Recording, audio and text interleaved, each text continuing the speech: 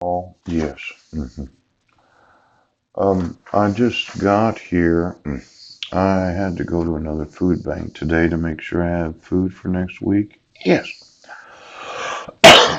And today, yes, is kind of one of those special days where do you ever have any unfinished business that you feel like you need to do? Yes. But you just never get around to having to do it. Well, I had a situation this morning where I was really spending some time thinking about my education. And that head cold that I have, as much as housing has a lot to do with how you feel as an individual, yes. Let's say you're sitting in the Midwest. It's minus 60 degrees, and you're at home, not able to do anything because if you go outside, you're going to freeze to death. Oh,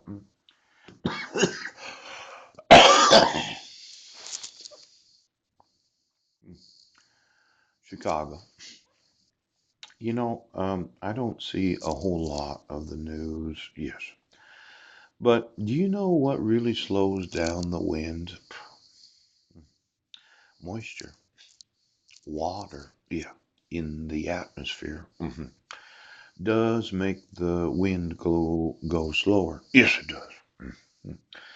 Now, somebody had one of these brainstorms, did they? Where they said, well, we need to make sure that technology can get through any sort of atmospheric condition. And when you're sitting there, you're thinking to yourself, my goodness, it's cold out there. And then you add in the wind chill factor. Ooh, you would have thought that somebody would make desalination a priority in the nation, but no. hmm You would rather sit there right now, poach.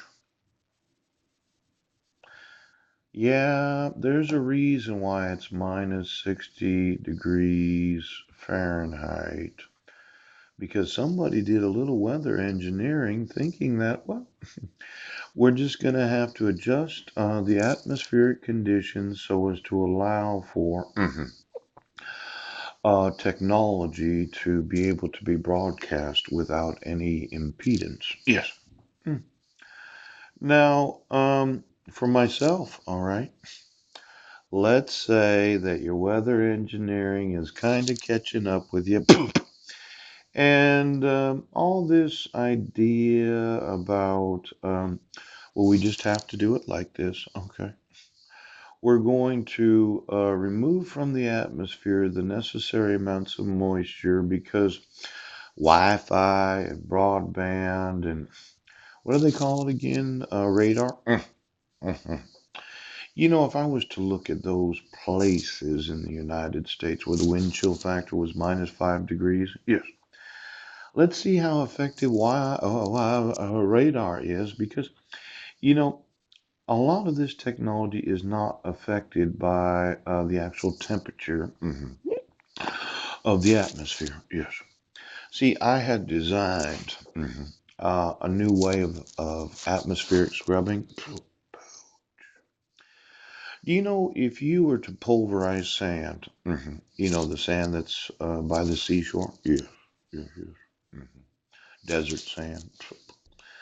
Maybe Death Valley, and you were to put it in a pulverizer similar to an aluminum pulverizer that mm, it becomes molecular. Pooch.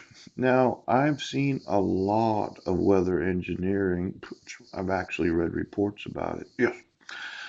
But if I was to heat up some salt water, mix it with pulverized sand, and spray it over large areas of the United States with the intention of removing any and all atmospheric particles, yes, it completely scrubs the atmosphere so that there's an efficiency created for those that use technology. Now, I know it sounds stupid. Pulverized sand with hot salt water. Yes. Sprayed out of the back of a jet right now. Would clean the atmosphere. Now, if you want to get a squeaky clean atmosphere, mm, Have you ever seen well, drywall? Yes, it's kind of a gypsum. Then there's what's known as lime. We have some clay types of products where you can actually heat.